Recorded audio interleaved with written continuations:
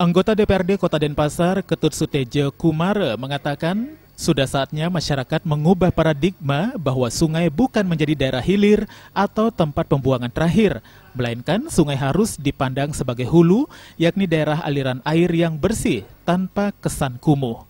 Untuk memotivasi masyarakat ikut menjaga sungai, khususnya di Kota Denpasar, ke depan harus dipikirkan agar sungai tetap dijadikan sebagai tempat pagelaran acara, baik lomba maupun hiburan, agar masyarakat malu untuk membuang sampah di sungai. Sehingga bisa mewujudkan nantinya sungai itu menjadi hulu, menjadi sumber air yang bersih, dan kemudian nampak pada sungai itu menjadi indah dan lain sebagainya. Nah, oleh karena itu kalau menurut saya hal-hal yang konkret yang harus dilakukan oleh seluruh masyarakat, misalnya satu, memperbanyak aktivitas di sungai, ya.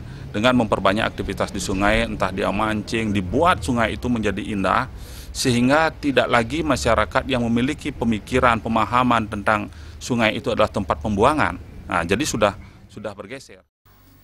Kepala Desa Dauhpuri Kaje, Nyoman Gede Risnawan, mengatakan wilayahnya terdiri atas banyak sungai yang sedikit demi sedikit sudah dibersihkan. Meski demikian, dirinya berharap partisipasi masyarakat agar jangan membuang sampah ke sungai karena pemerintah sudah menyediakan fasilitas dari DKP untuk pembuangan sampah. Masyarakat tentunya khususnya di Dauhpuri Kaje agar kita sadarlah, jadi merasa memiliki sungai itu.